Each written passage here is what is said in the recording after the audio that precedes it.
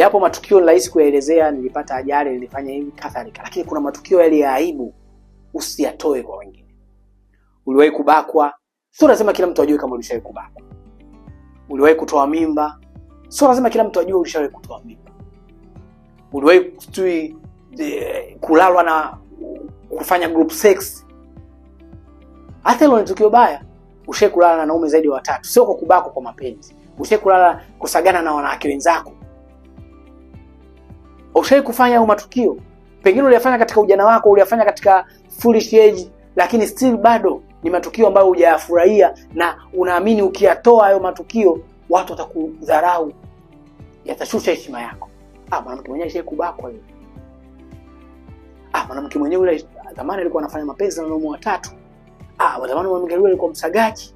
Zamani mwanamke yule bwana alikuwa akibaka, alikuwa gamwizi yule mwanamke. Zamani yule mwanamke alishawahi kufungwa jela.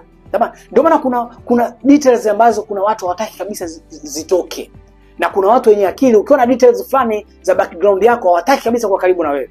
Tazama, ukiwa na jinai kesi, ukiwa na kesi ya jinai, hapo ushawahi kukaa jela kwa sababu ya matukio la kuiba ama tukio la kuua, hata ajira sometimes unaweza usipate. Lakini inaweza kufanya hata watu waogope kwa karibu na wewe. Sio, unaelewa? Tazama watu wenye kumbukumbu mbaya ambazo jamii iliweza kugundua kumbukumbu zao hizo. Ama kugundua matukio ya wao. Wanaishi vipi katika familia zao, ama wanaishi vipi katika jamii? Kuna baadhi ya jamii zinawatenga kwa sababu ya matukio kama hayo yaliyowahi kutokea. Kwa hiyo nataka nikwambie leo, haya ni mambo matatu ambayo kama wewe mwanamke unajielewa vizuri, utakiwi ya mambo kuyasema kwa wengine. Haya mambo unataka kuyafanya yabaki kuwa siri yako, haswa katika mahusiano yako. Naamini umeweza kunielewa. Hizi ni siri ambazo wewe mwanamke unajielewa na unataka kulinda heshima yako na kulinda mahusiano yako na mpenzi wako na jamii.